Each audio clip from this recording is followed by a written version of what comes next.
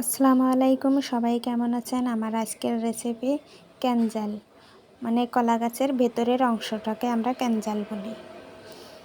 প্রথমে বটি দিয়ে ক্যানজালটাকে কেটে নেব। কেটে নেওয়ার পর শরীর থেকে ছালগুলো ছাড়িয়ে নিব। ছাল ছাড়ানো হয়ে গেলে কুচি কুচি করে গোল গোল করে কাটবো। গোল গোল করে কাটা হয়ে গেলে আবার কুচি কুচি করে কেটে নেব। সুন্দর করে মিহি করে কাটতে হবে।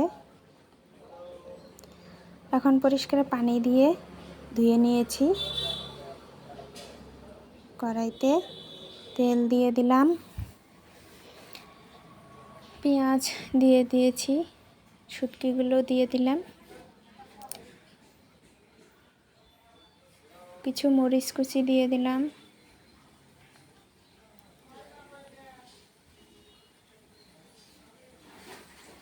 রসুন বাটা দিয়ে দিলাম, জিরা বাটা দিয়ে দিলাম,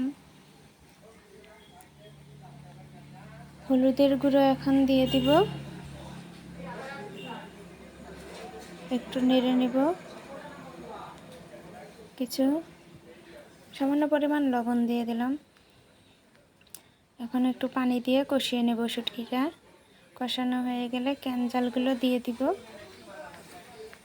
ক্যানজালগুলো দেওয়ার পরে নেড়ে চেড়ে উল্টিয়ে পাল্টিয়ে নেব।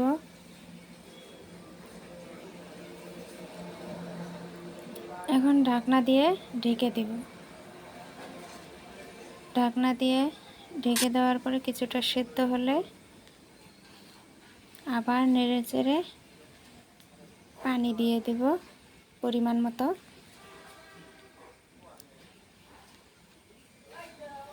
এই তো সুন্দর বুদবুদ চলে এসেছে। এখন একটু জিরার গুঁড়া দিয়ে দেব। আবার নেড়ে চেড়ে নেব।